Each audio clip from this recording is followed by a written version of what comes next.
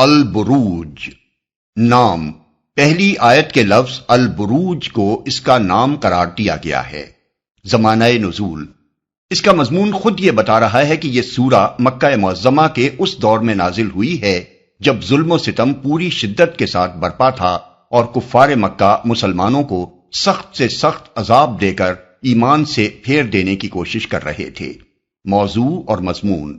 اس کا موضوع کفار کو اس ظلم و ستم کے برے انجام سے خبردار کرنا ہے جو وہ ایمان لانے والوں پر توڑ رہے تھے، اور اہل ایمان کو یہ تسلی دینا ہے کہ اگر وہ ان مظالم کے مقابلے میں ثابت قدم رہیں گے تو ان کو اس کا بہترین اجر ملے گا اور اللہ تعالی ظالموں سے بدلہ لے گا۔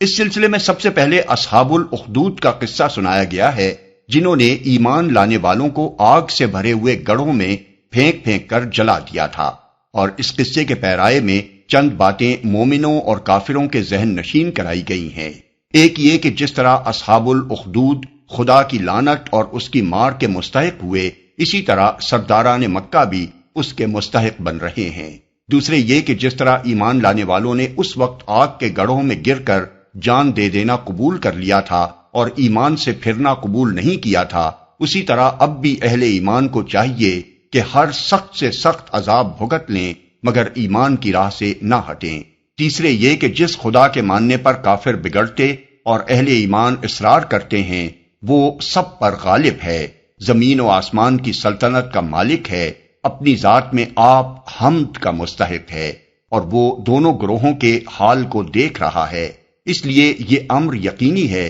کہ کافروں کو نہ صرف ان کے کفر کی سزا جہنم کی صورت میں ملے بلکہ اس پر مزید ان کے ظلم کی سزا بھی ان کو آگ کے چرکے دینے کی شکل میں بھگتنی پڑے۔